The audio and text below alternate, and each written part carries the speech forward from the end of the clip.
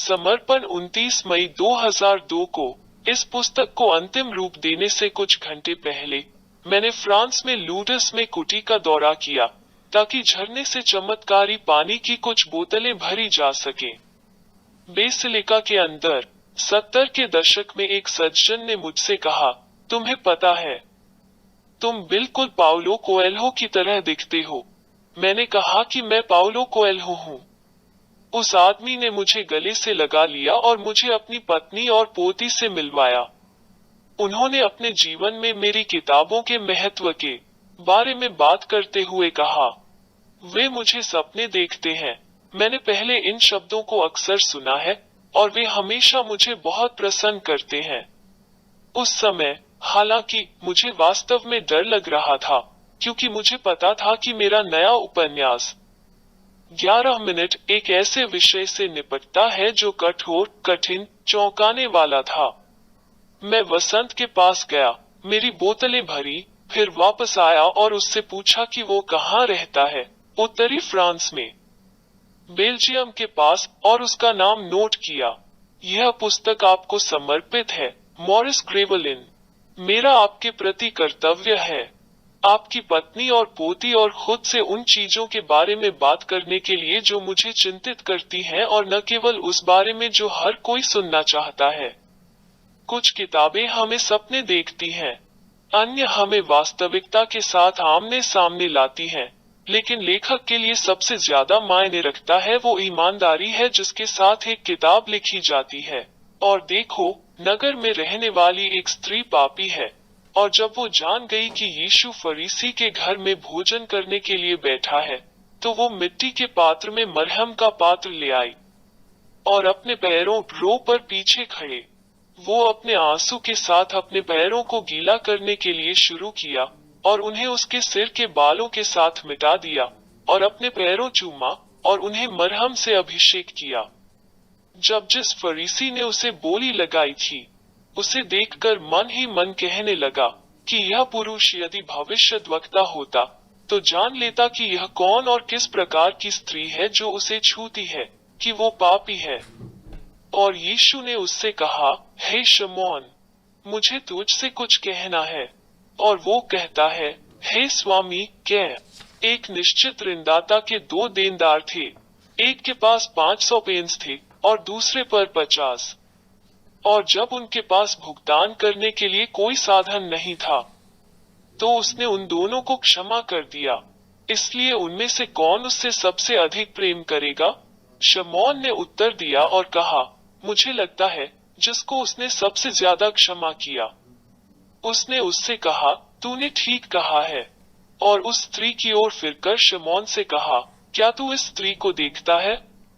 मैंने तेरे घर में प्रवेश किया, तूने मेरे पांवों के लिधे मुझे जल न दिया, परंतु उसने अब के आंसुओं से मेरे पांव धोए हैं और अब के बाल पोंछे हैं। तूने मुझे दी कोई चुंबन, लेकिन वो बार मैं आया था के बाद से चुंबन करना बंद कर दिया नहीं। हश मेरे पैर, तूने तेल से मेरे सिर का अभिषेक नहीं किया, परंतु इसी के साथ उसने मेरे पांवों का मलम से अभिषेक किया। इस कारण मैं तुझसे कहता हूँ कि उसके बहुत से पाप क्षमा हुए, क्योंकि वो बहुत प्रीति रखती थी। परंतु जिसका थोड़ा क्षमा किया जाता है, वही थोड़ा प्रेम रखता है। एक बार की बात है, मारिया नाम की एक वेश्या रहती थी। 1 मिनट रुकिए। वंस अपॉन ए टाइम से सभी बेहतरीन बच्चों की कहानियां शुरू होती हैं और वेश्या वयस्कों के लिए एक शब्द है। मैं इस स्पष्ट विरोधाभास के साथ एक किताब कैसे शुरू कर सकता हूँ? लेकिन चूंकि हमारे जीवन के हर पल में हम सभी का एक पैर परियों की कहानी में और दूसरा रसातल में होता है, आइए उस शुरुआत को जारी रखें। एक बार की बात है, मारिया नाम की एक वेश्या थी। सभी वेश्याओं की तरह वो मासूम और कुंवारी दोनों तरह से पैदा हुई थी, और एक किशोर के रूप में उसने अपने जीवन के आदमी, अमीर, सुंदर, बुद्धिमान से शादी की पोशाक में 2 बच्चे होने का सपना देखा था, जो बड़ा होकर प्रसिद्ध होगा, और एक प्यारे घर में समुद्र के दृश्य के साथ रहना। उसके पिता एक ट्रैवलिंग सेल्समैन थे, उसकी माँ एक दर्जी थी और उसका गृह नगर ब्राजील के भीतरी इलाकों में केवल एक सिनेमा, एक नाइट क्लब और एक बैंक था। यही वजह थी कि मारिया हमेशा उम्मीद कर रही थी कि एक दिन, बिना किसी चेतावनी के, उसका राजकुमार आकर्षक होगा। वो आएगा, उसे उसके पैरों से झाड़ देगा और उसे अपने साथ ले जाएगा ताकि वे एक साथ दुनिया को जीत सकें। जब वो अपने प्रिंस चार्मिंग के प्रकट होने की प्रतीक्षा कर रही थी, तो वो केवल सपना देख सकती थी। उसे पहली बार प्यार तब हुआ जब वो 11 साल की थी, अपने घर से स्कूल के रास्ते में। कार्यकाल के पहले दिन उसने पाया कि वो स्कूल जाने के रास्ते में अकेली नहीं थी। वही यात्रा करने वाला एक लड़का था जो उसके पड़ोस में रहता था और जो समान रूप से साझा करता था। समय सारणी। उन्होंने कभी एक शब्द का आदान प्रदान नहीं किया, लेकिन धीरे धीरे मारिया को पता चला कि उसके लिए दिन का सबसे अच्छा हिस्सा स्कूल जाने में बिताए गए पल थे। धूल के क्षण, प्यास और थकान। सूरज ढलने के साथ लड़का तेजी से चल रहा था और उसके साथ रहने की पूरी कोशिश कर रहा था। यह दृश्य महीने दर महीने दोहराया गया। मारिया, जो पढ़ाई से नफरत करती थी और जिसका जीवन में एकमात्र ध्यान टेलीविजन था, वो चाहती थी कि दिन जल्दी बीत जाए। वो स्कूल की प्रत्येक यात्रा का बेसब्री से इंतजार करती थी और अपनी उम्र की अन्य लड़कियों के विपरीत, उसने सप्ताहांत को घातक रूप से सुस्त पाया। यह देखते हुए कि एक वयस्क की तुलना में एक बच्चे के लिए घंटे अधिक धीरे धीरे गुजरते हैं। उसने बहुत पीड़ा झेली और दिनों को बहुत लंबा पाया क्योंकि उन्होंने उसे केवल 10 मिनट उसके जीवन के प्यार के साथ रहने और हजारों घंटे उसके बारे में सोचने में बिताने की अनुमति दी थी। अल्पविराम। कल्पना कीजिए कि कितना अच्छा होगा यदि वे बात कर सके। फिर हुआ। एक सुबह स्कूल के रास्ते में लड़का उसके पास आया और पूछा कि क्या वो एक पेंसिल उधार ले सकता है। मारिया ने जवाब नहीं दिया।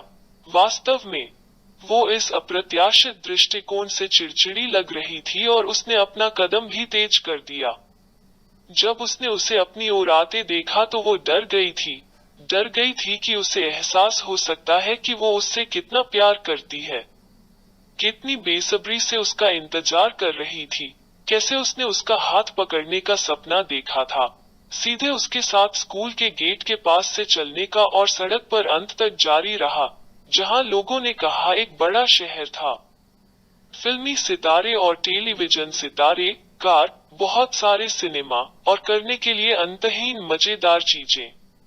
शेष दिन के लिए वो अपने स्वयं के बेतुके व्यवहार से परेशान होकर अपने पाठों पर ध्यान केंद्रित नहीं कर सकी। लेकिन साथ ही राहत मिली, क्योंकि वो जानती थी कि लड़के ने उस पर भी ध्यान दिया, और यह कि पेंसिल सिर्फ बातचीत शुरू करने का एक बहाना थी, क्योंकि जब वो उसके पास आया तो उसने देखा कि उसकी जेब में पहले से ही एक कलम है। वो अगली बार की प्रतीक्षा कर रही थी, और उस रात और उसके बाद की रातों के दौरान वो उससे क्या कहती, जब तक कि उसे कहानी शुरू करने का सही तरीका नहीं मिल जाता, जो कभी खत्म नहीं होती। लेकिन कोई अगली बार नहीं था, क्योंकि हालांकि वे एक साथ स्कूल जाना जारी रखते थे, मारिया के साथ कभी कभी कुछ कदम आगे, अपने दाहिने हाथ में एक पेंसिल पकड़कर, और कभी कभी उसके पीछे थोड़ा पीछे चलते ताकि वो उसे कोमलता से देख सके। उसने कभी भी उससे अलग शब्द नहीं कहा, और उसे स्कूल वर्ष के अंत तक चुपचाप प्यार और पीड़ा से संतोष करना पड़ा। उसके बाद स्कूल की अंतहीन छुट्टियों के दौरान वो एक सुबह उठी तो उसने पाया कि उसके पैरों में खून है और उसे यकीन हो गया कि वो मरने वाली है। उसने लड़के के लिए एक पत्र छोड़ने का फैसला किया, यह बताते हुए कि वो उसके जीवन का महान प्यार था। और फिर वो झाड़ी में चली जाएगी और निस्संदेह उन दो राक्षसों में से एक द्वारा मार डाला जाएगा जो देश के लोगों को चारों ओर आतंकित करते हैं। वेयरवुल्फ और मुला सेम कैबेका, एक पुजारी की मालकिन के रूप में कहा जाता है कि एक खच्चर में तब्दील हो गया और रात को भटकने के लिए बर्बाद हो गया। इस तरह उसके माता पिता को उसकी मृत्यु पर बहुत अधिक पीड़ा नहीं होगी, हालांकि लगातार त्रासदियों से घिरे रहने के बावजूद गरीब हमेशा आशान्वित रहते हैं कि उसे एक धनी निसंतान परिवार द्वारा अपहरण कर लिया गया था। लेकिन एक दिन वो लौट आएगा, अमीर और प्रसिद्ध, जबकि उसके जीवन का वर्तमान और शाश्वत प्यार उसे कभी नहीं भूलेगा। फिर से उससे बात न करने के लिए हर दिन खुद को प्रताड़ित करता है। उसके माता पिता खुद को मना लेंगे।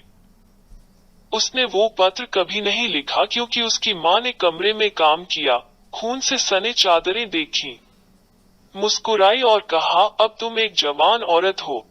मारिया को आश्चर्य हुआ कि उसके पैरों पर खून और उसके एक युवा महिला बनने के बीच क्या संबंध था, लेकिन उसकी माँ उसे एक संतोषजनक स्पष्टीकरण नहीं दे पाई। उसने सिर्फ इतना कहा कि यह सामान्य था और वो अब से 4 के लिए या महीने में 5 दिन उसे अपने पैरों के बीच गुड़िया के तकिए की तरह कुछ पहनना होगा। मारिया ने पूछा कि क्या पुरुषों ने अपनी पतलून पर खून बहने से रोकने के लिए किसी प्रकार की ट्यूब का इस्तेमाल किया, और कहा गया कि यह कुछ ऐसा था जो केवल महिलाओं के साथ हुआ था। मारिया ने भगवान से शिकायत की, लेकिन अंत में उसे मासिक धर्म की आदत हो गई। हालांकि वो लड़के की अनुपस्थिति की अभ्यस्त नहीं हो सकी और अपनी मूर्खता के लिए खुद को दोषी ठहराती रही। जिस चीज से वो सबसे ज्यादा चाहती थी, उससे दूर भाग गई। नया कार्यकाल शुरू होने से एक दिन पहले वो शहर के एकमात्र चर्च में गई और सेंट एंथनी की छवि की कसम खाई कि वो पहल करेगी और लड़के से बात करेगी। अगले दिन उसने अपनी सबसे चतुर पोशाक पहन ली, जिसे उसकी माँ ने विशेष रूप से इस अवसर के लिए बनाया था, और भगवान का धन्यवाद करते हुए स्कूल के लिए रवाना हो गई कि छुट्टियां आखिरकार समाप्त हो गई थीं। लेकिन लड़का नजर नहीं आया और इसलिए एक और पीड़ादायक सप्ताह बीत गया, जब तक कि उसे कुछ स्कूली दोस्तों के माध्यम से पता नहीं चला कि उसने शहर छोड़ दिया है। वो कहीं दूर चला गया है, किसी ने कहा। उस समय मारिया को पता चला कि कुछ चीजें हमेशा के लिए खो जाती हैं। उसने यह भी सीखा कि कहीं दूर नामक एक जगह थी, कि दुनिया बहुत बड़ी थी और उसका अपना शहर बहुत छोटा था। और वो अंत में सबसे दिलचस्प, लोगों हमेशा छोड़ देते हैं, वो भी छोड़ना चाहेगी, शर्त है कि वो अभी बहुत छोटी थी। फिर भी जिस शहर में वो रहती थी, उस शहर की धूल भरी सड़कों को देखकर उसने फैसला किया कि एक दिन वो लड़के के नक्शे कदम पर चलेगी। उसके बाद के 9 शुक्रवारों को उसने भोज लिया, जैसा कि उसके धर्म में प्रथा थी, और वर्जिन मैरी से उसे वहां ले जाने के लिए कहा। वो कुछ देर के लिए दुखी भी हुई और यह पता लगाने की व्यर्थ कोशिश की कि लड़का कहाँ गया था, लेकिन कोई नहीं जानता था कि उसके माता पिता कहाँ चले गए हैं। मारिया को यह लगने लगा था कि दुनिया बहुत बड़ी है, वो प्यार बहुत खतरनाक है, और वचन एक संत था जो दूर स्वर्ग में रहता था और बच्चों की प्रार्थना नहीं सुनता था। 3 साल बीत गए। उसने भूगोल और गणित सीखा, उसने टीवी पर धारावाहिकों का अनुसरण करना शुरू किया। स्कूल में उसने अपनी पहली कामुक पत्रिका पढ़ी और उसने एक डायरी लिखना शुरू कर दिया जिसमें उसके नीरस जीवन और कक्षा में उसके बारे में बताई गई चीजों का प्रत्यक्ष अनुभव करने की उसकी इच्छा का वर्णन किया गया था। समुद्र, बर्फ, पगड़ी में पुरुष, गहनों में ढंकी खूबसूरत महिलाएं। लेकिन चूंकि कोई भी असंभव सपनों पर नहीं जी सकता है, खासकर जब उनकी माँ एक दर्जी है और उनके पिता शायद ही कभी घर पर होते हैं, उन्हें जल्द ही एहसास हुआ कि उन्हें अपने आसपास क्या हो रहा है, इस पर अधिक ध्यान देने की जरूरत है। उसने जीवन में आगे बढ़ने के लिए अध्ययन किया, साथ ही किसी ऐसे व्यक्ति की तलाश की जिसके साथ वो अपने साहसिक सपनों को साझा कर सके। जब वो सिर्फ 15 साल की थी, तो उसे एक लड़के से प्यार हो गया, जिससे वो एक पवित्र सप्ताह के जुलूस में मिली थी। उसने अपनी बचपन की गलती नहीं दोहराई। उन्होंने बात की, दोस्त बन गए और सिनेमा और पार्टियों में एक साथ जाने लगे। उसने यह भी देखा कि जैसा कि पहले लड़के के साथ हुआ था, उसने प्यार को उसकी उपस्थिति के बजाय उस व्यक्ति की अनुपस्थिति से अधिक जोड़ा। वो अपने प्रेमी को तीव्रता से याद करेगी, यह कल्पना करने में घंटों बिताएगी कि अगली बार मिलने पर वे किस बारे में बात करेंगे, और प्रत्येक को याद करते हुए दूसरा उन्होंने एक साथ बिताया। यह पता लगाने की कोशिश कर रहे थे कि उसने क्या सही किया है और क्या गलत किया है। वो खुद को एक अनुभवी युवा महिला के रूप में सोचना पसंद करती थी, जिसने पहले से ही एक भव्य जुनून को अपनी मुट्ठी से फिसलने दिया था और जो दर्द का कारण था उसे जानता था, और अब वह इस आदमी के लिए और शादी के लिए अपनी पूरी ताकत से लड़ने के लिए दृढ़ था। यह निर्धारित किया कि वो शादी, बच्चों और समुद्र के किनारे घर के लिए आदमी था। वो अपनी माँ से बात करने गई, जिन्होंने याचना करते हुए कहा, लेकिन तुम अभी बहुत छोटी हो मेरे प्रिय। जब आप 16 वर्ष के थे तब आपने मेरे पिता से शादी कर ली। उसकी माँ ने यह नहीं समझाना पसंद किया कि यह एक अप्रत्याशित गर्भावस्था के कारण था, और इसलिए उसने तब चीजें अलग थीं, तर्क का इस्तेमाल किया और मामले को बंद कर दिया। अगले दिन मारिया और उसका प्रेमी ग्रामीण इलाकों में घूमने गए। वे एक छोटे से बात की, और मारिया पूछा कि क्या वो यात्रा करने के लिए चाहता था, लेकिन सवाल का जवाब देने के बजाय वो उसे अपनी बाहों में ले लिया और उसे चूमा। उसका पहला चुंबन, उसने उस पल का सपना कैसे देखा था, और नजारा भी खास था। उड़ते हुए बगुले, सूर्यास्त, उस अर्ध शुष्क क्षेत्र की जंगली सुंदरता, दूर के संगीत की आवाज। मारिया ने पीछे हटने का नाटक किया, लेकिन फिर उसने उसे गले लगा लिया और वो दोहराया जो उसने सिनेमा, पत्रिकाओं और टीवी पर इतनी बार देखा था। उसने अपने होंठों को कुछ हिंसा के साथ रगड़ा, अपने सिर को एक तरफ से दूसरी तरफ घुमाया, अर्थ लयबद्ध, आधा उन्मादी। कभी कभी उसने महसूस किया कि लड़के की जीभ उसके दांतों को छू रही है और उसे लगा कि यह स्वादिष्ट है। फिर अचानक वो उसे चुंबन करना बंद कर दिया और पूछा, क्या आप नहीं करना चाहते? उसे क्या कहना था?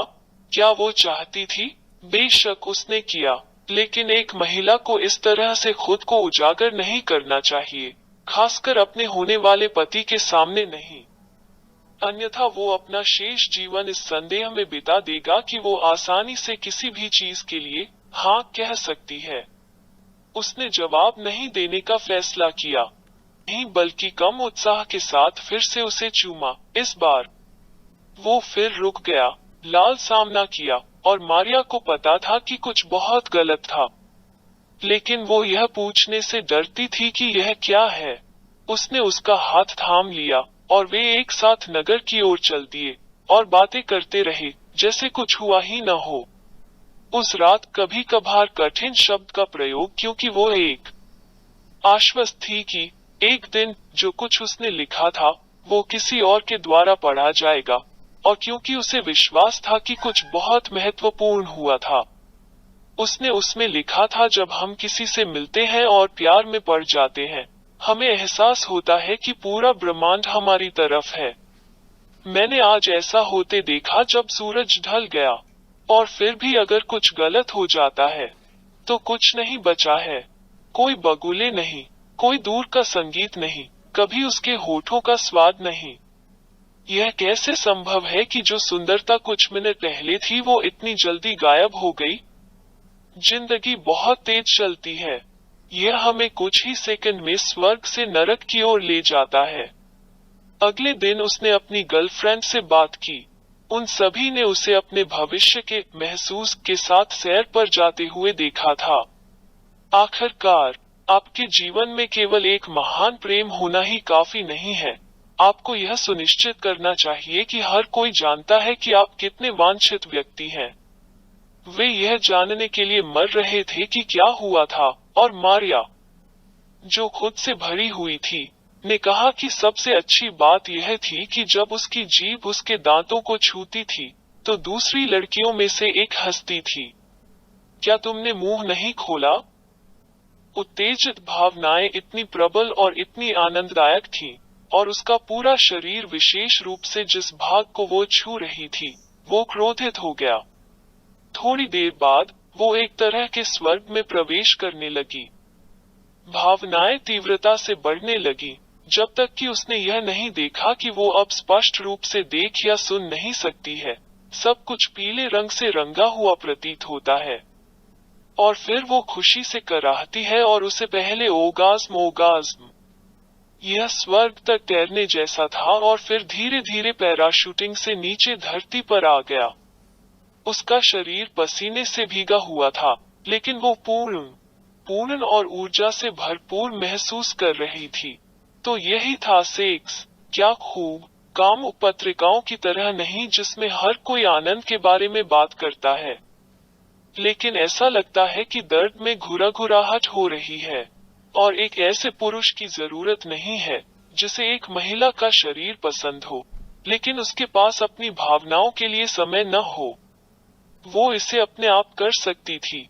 उसने इसे फिर से किया, इस बार यह कल्पना करते हुए कि एक प्रसिद्ध फिल्म स्टार उसे छू रहा था, और एक बार फिर वो स्वर्ग में तैर गई और फिर से नीचे उतर गई, और भी अधिक ऊर्जावान महसूस कर रही थी।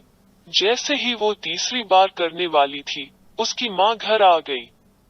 मारिया ने अपनी नई खोज के बारे में अपनी गर्लफ्रेंड से बात की। यह नहीं कहा कि उसने इसे कुछ घंटे पहले ही खोजा था।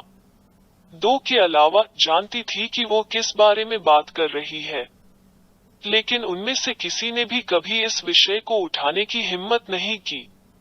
एक क्रांतिकारी की तरह महसूस करने की, समूह की नेता बनने की मारिया की बारी थी।